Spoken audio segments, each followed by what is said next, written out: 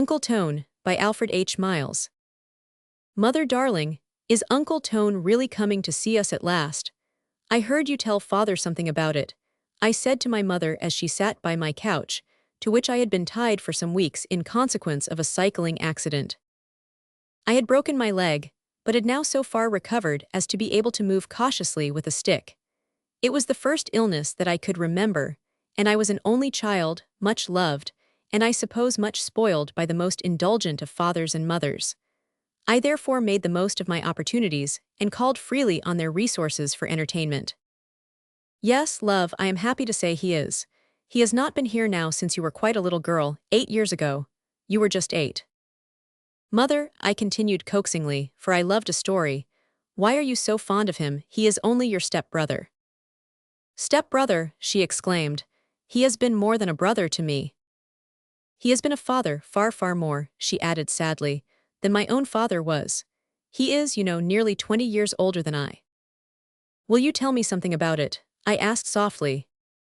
It was twilight in July, and I lay at the open French window which led from the drawing room to the lawn, and from which we had a view across the park, far out over the country, bounded by the twinkling lights of Southampton in the distance, for our house was situated on an elevation in one of the loveliest spots in the New Forest. Dinner was over and father was in the library clearing off some pressing work, as he had to leave home for a day or two. It seemed to me the very time for reminiscences. I think I will, said my mother slowly and thoughtfully. She was a small, graceful woman of about 40 then, whose soft, dark hair was just beginning to be touched with gray, but her face was as fresh and dainty-looking as a girl's. A strong, sweet face that I loved to look at, and that now that she is no longer with me, I love to remember. You ought to know what he did for your mother, and how much you owe him indirectly. I should like him, too, to feel that he has his reward in you. My curiosity was excited, for I had never heard my mother speak like that before, and so I settled myself to listen, and to enjoy what she had to say. My childhood was a very wretched one, Cora, she began. For that reason I have spoken little of it to you, but endeavored, assisted by your father, to make yours the very opposite to it as far as lay in my power, and that I could do so as due, I may say wholly, to your Uncle Tone, who taught me to be happy myself, and to endeavor to make others so. I slipped my hand into my dear mother's. She was the best, most loving, and wisest mother that ever lived. My mother died when I was born, she continued, and my father took his loss so to heart that he shut himself off from all society, grew silent and morose, and, she added after some hesitation, became in time a drunkard. She brought these words out with such an effort, such difficulty, that the tears came to my eyes, and I whispered, Don't go on, mother darling, if it hurts you. She continued, however, without appearing to notice my interruption. I ran wild till I was 12 or 13 years of age. I had no society but my father's and the servants, and I got no regular education.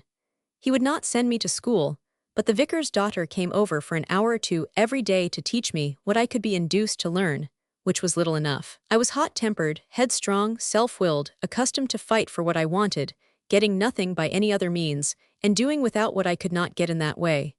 No softening, no refining influence came into my life. My one pleasure even then was music.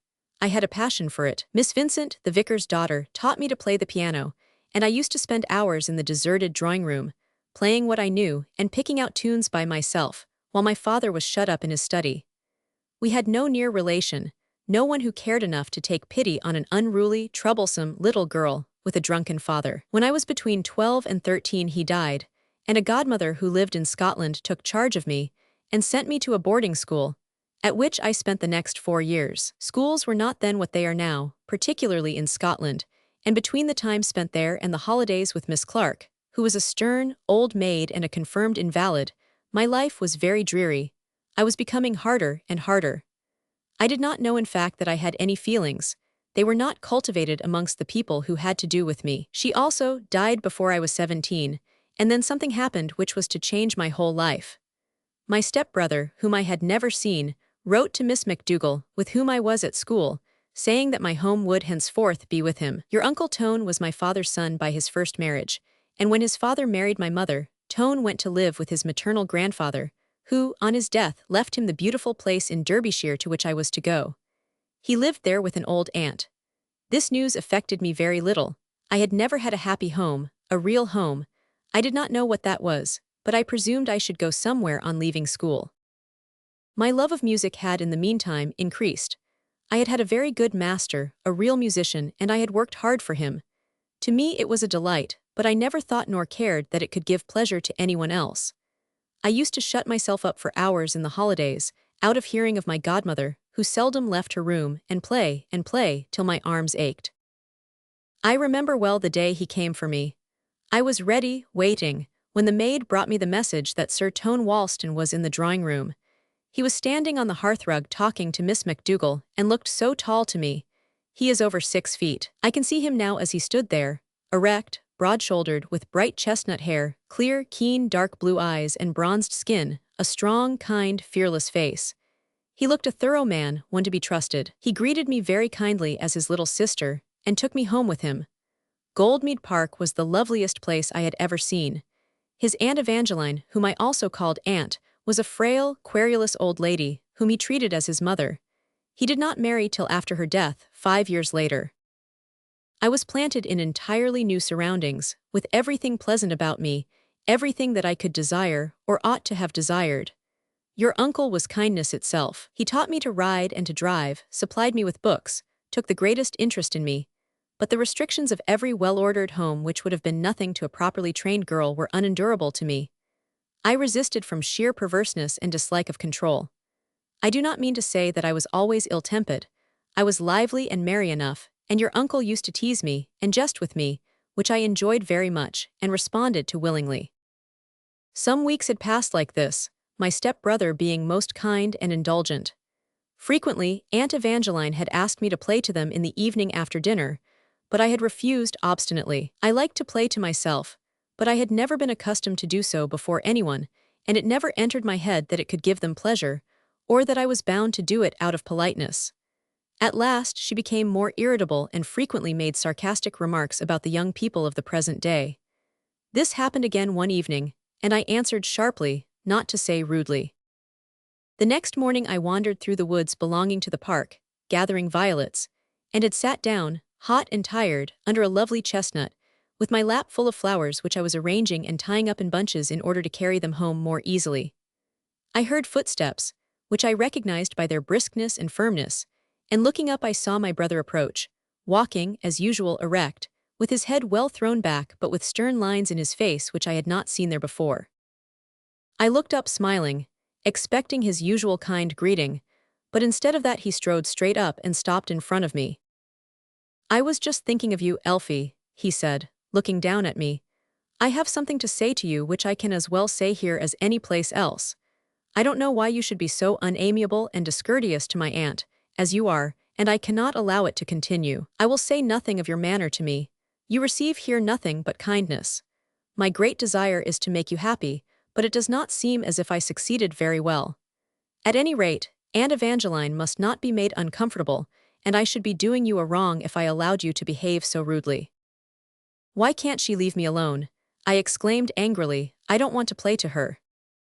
"One does not leave little girls alone," he answered calmly and sternly, "and such behavior from a young girl to an old lady is most unbecoming. It must come to an end, and the sooner the better. Tonight," he continued in a tone that made me look up at him, "you will apologize to my aunt and offer to play." "I shall do nothing of the sort," I exclaimed, turning crimson. "Oh yes, you will," he answered quietly. "I am accustomed to be obeyed, and I don't think my little sister will defy me." And with that he strode away, leaving me in a perfect turmoil of angry feelings. I jumped up, scattering my lapful of violets, and started to walk in the opposite direction. At lunch we met. He ignored me completely, but I did not care. I felt hard and defiant.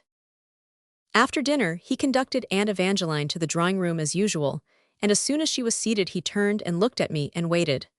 I made no move, though I felt my courage, which had never before forsaken me, ebb very low. He waited a few moments, and then said in a tone, which in spite of all my efforts I could not resist, "Now, Elfie."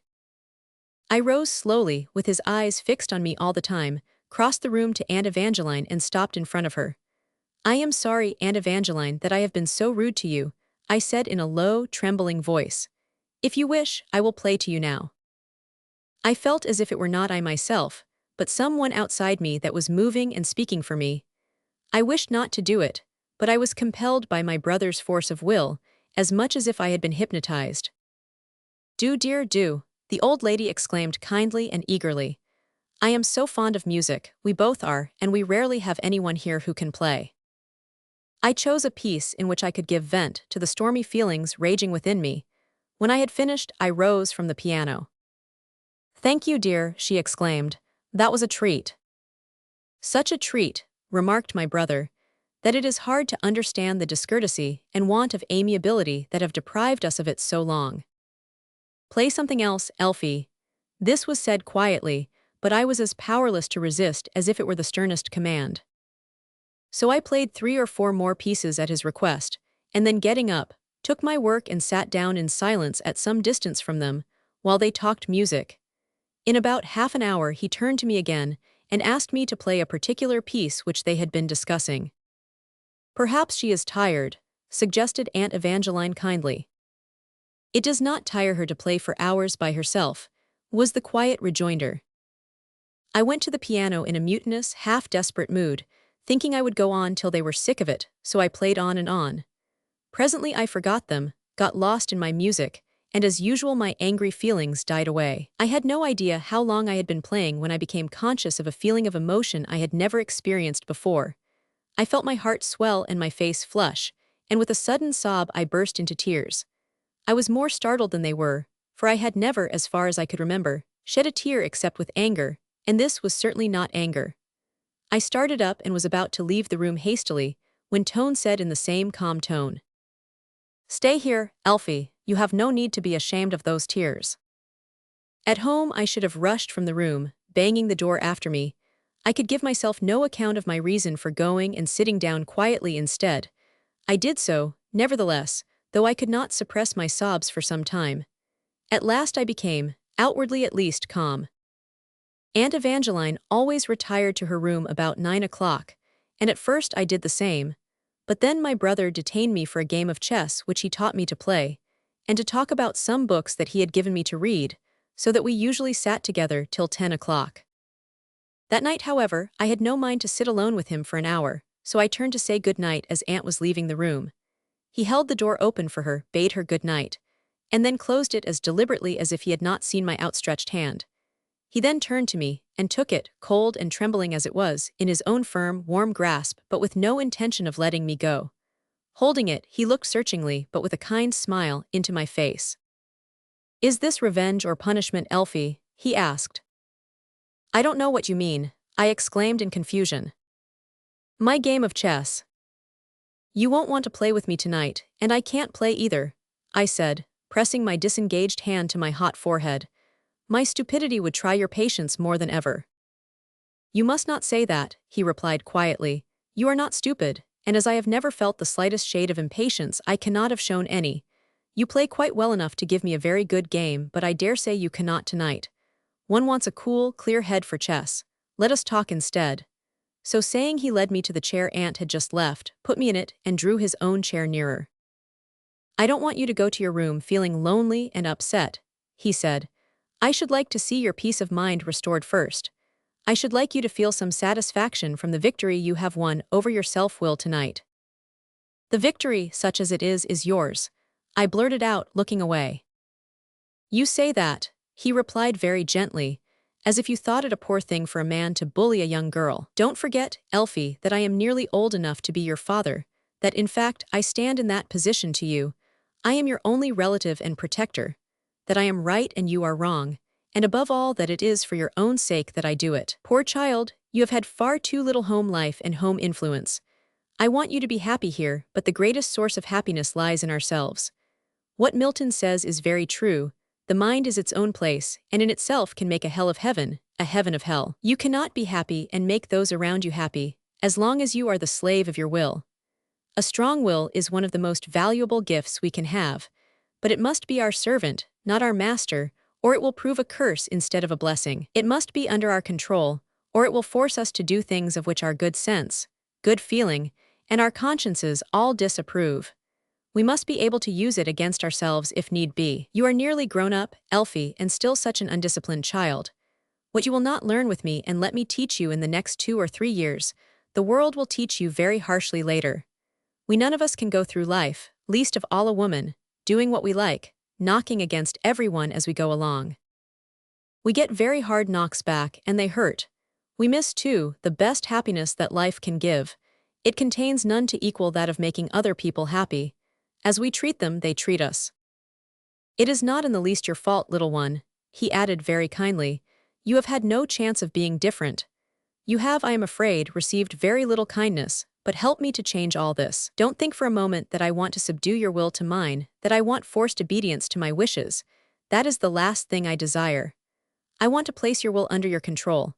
I forced you to do tonight what I wanted, to make a beginning, to show you it was possible, to let you feel the pleasure of being agreeable, to stir some gentler, softer feelings in you.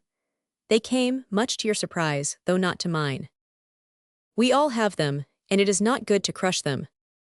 While he was talking, a strange, subdued feeling came over me, such as I had never known before. He spoke gently and impressively, in a deep, soft tone peculiar to him when very much in earnest. I felt I wanted to be what he wished me to be, to do what he wanted, and this sensation was so new to me that I could not at all understand it. I felt impelled to tell him, but I was ashamed. I had never in my life been sorry for anything I had done, still less acknowledged a fault. It was a new and strange experience. I felt like a dumb animal as I raised my eyes piteously to his. What is it, little one? You want to say something, surely you are not afraid? He asked gently. Forgive me, Tone, I gasped as 2 big tears rolled down my cheeks. I am sorry. I am glad to hear you say you are sorry, he said, taking my hand. But between us there is no question of forgiveness. I have nothing to pardon, I am not angry, I want to help you. I never felt like this before, I muttered. I don't understand it, but I will try to do what you want. You feel like this, Elfie, because you know that I am right, and that I only want what is good for you. I want you to be happy, to open your heart to the kindness we wish to show you, and to encourage feelings of kindness in yourself towards other people. When you feel hard and cross and disobliging, try to remember what I have been saying and let me help. Even if I have to appear stern sometimes, don't misunderstand it. He then talked about my mother, my home, told me something of my father as he had known him, until he actually succeeded in making me feel peaceful and happy. From that day, he never for a moment lost sight of the object he had in view. He had me with him as much as possible, for long walks, rides and drives. With infinite patience but unvarying firmness, he helped me along, recognizing every effort I made, appreciating my difficulties, never putting an unnecessary restriction on me. So he molded and formed my character, lavishing kindness and affection on me in which, I must say, Aunt Evangeline was not far behind, awakening all that was best and noblest in my nature, never allowing simple submission of my will to his. On my wedding day, as we were bidding each other goodbye, he said, You will be happy now, little sister, I know it. You have striven nobly and will have your reward. The reward should be yours, Tone, not mine, I answered, as I put my arms round his neck and kissed him. Do you wonder now, Cora, that I love him so dearly, though he is my step-brother? My mother asked as she concluded, and that I should like him to see that I have endeavored to do for you what he did for me.